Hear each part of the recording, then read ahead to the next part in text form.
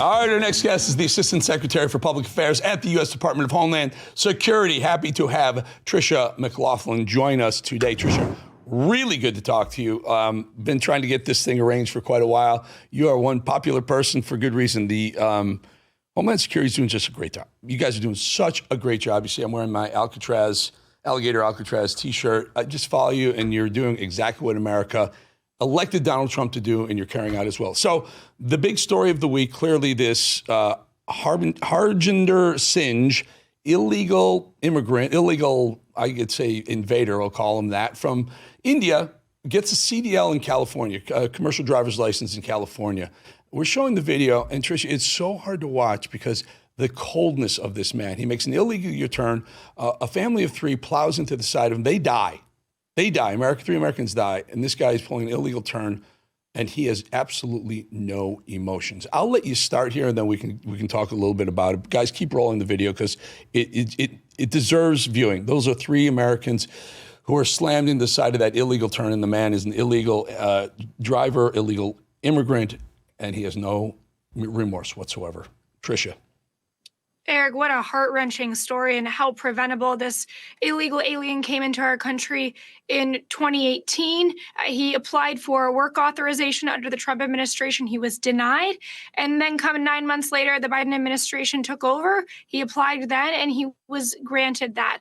Then comes Governor Newsom, who his Department of Motor Vehicles grants him a commercial driver's license. So he was able to legally operate this 18-wheeler, which is, of course, is such a huge responsibility, and led to this deadly, horrible, brutal crash and the taking of three innocent lives. And I absolutely blame Governor Newsom for what happened here. This individual should have never had this commercial driver's license to be able to be on our American roads. Floridians should not have had to pay the price for his reckless policies. You know, Governor DeSantis here in Florida has been on Fox, and he was saying, we're going to hold this guy as long as we can and keep him and make him, pay the price of what he did here. In essence, basically vehicular homicide, I think they're charging him with, and let him pay his price here. I want to get into the Newsom thing in just a second, but tell us, again, a CDL, commercial driver's license, granted in the state of California. Why is he even allowed to go across state lines? Is this a federal offense now? Does this become, are you guys going to take it out of the state hands and elevate it to a federal offense? That's something we're certainly looking into, Eric. But the other piece of this is that these driver's licenses are not nationally issued, but they're issued state by state.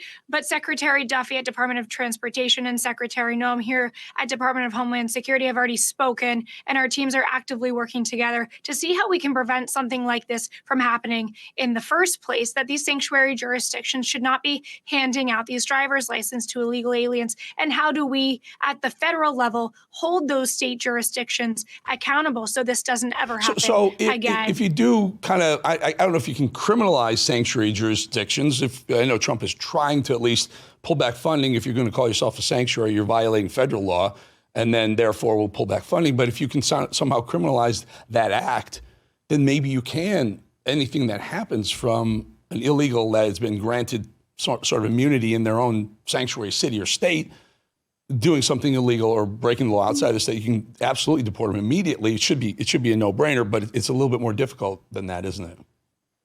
Absolutely. But I think what you're seeing with President Trump, even just here in Washington, D.C., with the federal takeover, is that he's keeping everything on the table. He's willing to take extraordinary measures because there's an extraordinary crisis. Fortunately, he solved the crisis at the southern border, but we still have hundreds of thousands of criminal illegal aliens walking around American streets with impunity, and we need to stop it. So we're keeping all options on the table, whether it be lawsuits against these sanctuary cities, sanctuary jurisdictions, or even pulling federal funding, as Attorney General Pam Bondi has mentioned before. This is a big one now. And now let's get into the meat of this. And it's really what we were talking about. You and I were texting. I think this is huge. So this happens. And rightfully so, people are pointing the finger at Newsom and stupid sanctuary state, handing out driver's license and commercial driver's license to illegals. They do it willingly. They're almost proud to say they do it. Newsom originally blamed the Trump administration. Do we have that tweet, guys? Gavin Newsom's tweet says, "Hey, genius, the federal government, Trump administration, already confirmed that this guy meets federal and state immigration requirements. Capital U, issued him a work permit EID. As usual, the Trump administration is either lying or clueless. P.S. at Grok, who was president in 2018. Ha ha ha. Gavin Newsom, nice try, because Tricia, you have one of the best mic drop takedowns maybe in the history of X or Twitter. Guys, can you show us Tricia's response to that? False. Harjinder Singh is in the United States illegally, and his work authorization was rejected under Trump administration on September 14th, 2020. But get this, folks. What was later approved under the Biden administration, June 9th, 2021, state of California issues commercial driver's licenses. There's no national CDL. Sincerely, genius. Drop the mic there, Tricia. What's the message to Newsom? Well, they're completely dismissive of the fact that 3 innocent Americans were just killed, and by their own very policies, and they try to pass the buck. They try to deny that they have these sanctuary city policies. Well, if that's actually the case, then you should give us the names and the identities of every single illegal alien that you gave a driver's license to, and that includes those commercial driver's license. So I think it was sickening the way that this was handled.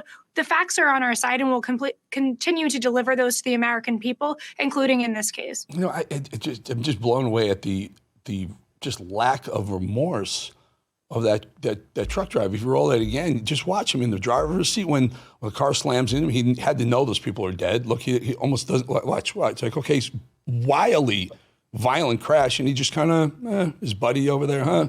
And then if you see him later, he's just kind of standing around. I don't know about you, Tricia, but if I just killed 3 people, I'd be on the ground crying, praying, asking someone to help me survive the next breath, let alone stand around like, what time can I get to the bar? Yeah. The lack of basic humanity is pretty startling, Eric, and I almost think it runs parallel to what we saw from Governor Gavin Newsom's press office, where they're just trying to troll the Trump administration and lay blame at our feet. We're not trying to troll anyone. We're just trying to deliver facts and bring justice for these 3 innocent Americans who were killed because of these sanctuary city policies, because of this criminal illegal alien who so recklessly drove this 18-wheeler, made an illegal U-turn, and ruined the lives and the families that are now shattered of these Floridians. Very quickly, guys, throw up Gavin Newsom's tweet one more time, because that driver showed zero remorse about the death of 3 people, 3 Americans. I see zero remorse in Gavin Newsom's tweet here. Hey, genius. It's not even like, hey, we're really hurt and sorry for the American lives that were caused by this accident, tragic accident. He didn't even start with that. He just made it political from the minute he started typing that stupid, really uninformed tweet.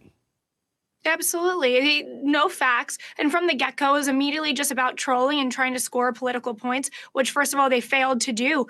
But when is enough enough? When is it actually about the public safety? When is it about American lives and protecting the people that you purport to serve instead of just trying to score political points? I think it's disgusting. It's a dereliction of duty. And Gavin Newsom and his communications office should be absolutely ashamed. You are doing such a great job, Tricia McLaughlin. Really, really good to have you. I want to wish you a great weekend. You have a big weekend coming up. I'll leave for the folks to figure out what that is all about, but congratulations on that as well. We would love to see you again very, very soon. Again, Tricia McLaughlin, Assistant Secretary for Public Affairs at the Department of Homeland Security. Thank you, Tricia.